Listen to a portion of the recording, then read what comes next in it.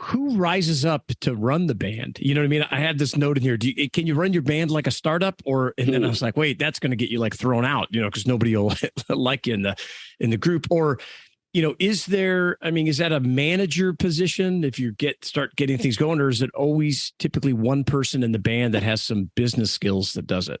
I would say more than any other conversation Dave and I have had is about that kind of like organizational process of bands. Like we've come up with this term, benevolent dictatorship, right? Like a group of guys. And here's the deal. This is one of those examples of where my business brain doesn't map very well. And it took me a long time to learn this.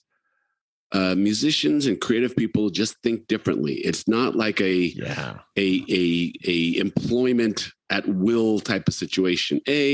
If you want to keep something together, you gotta learn to like allow a certain amount of what a business person would consider outside the box, communication, right?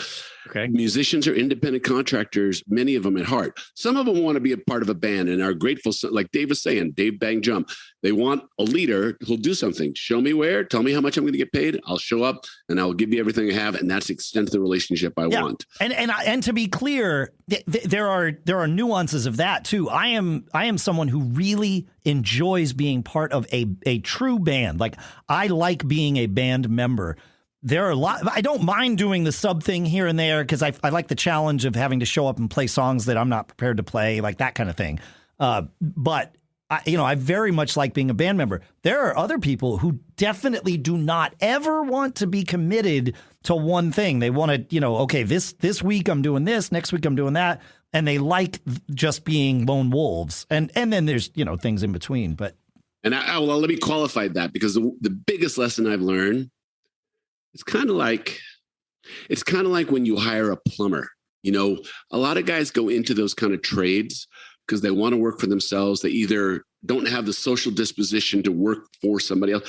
I find musicians are often like that. There are Dave Bang Jump type guys who tell me where to go, but once they feel they're being managed or told what to do, then the nature of the relationship can get very weird. Yeah, a lot of musicians are like that, right? Yeah, and so my business brain was like, my business brain was like, no. I run this band. I manage this band. I'm in charge, right? Yeah. Or so you think. So many times it blew up in my face so many times, and that was one of the hardest skills that I had to learn how to like grit my teeth and smile and find that kind of sweet spot to keep the guy showing up, but kind of how to move them to the thing that I intuitively or instinctively knew was better for the whole enterprise to move forward. Very, very tough, very crazy tough skill. It seems like it's very challenging and there's no straight line. Especially for a guy who's used to like, all right, you don't like it, you're fired, right? Yeah, exactly. So when you come from that discipline, when you come from that perspective of having to get stuff done, having to meet a number, having to get something done by a certain time, and that's not what this is. It's just not what this is.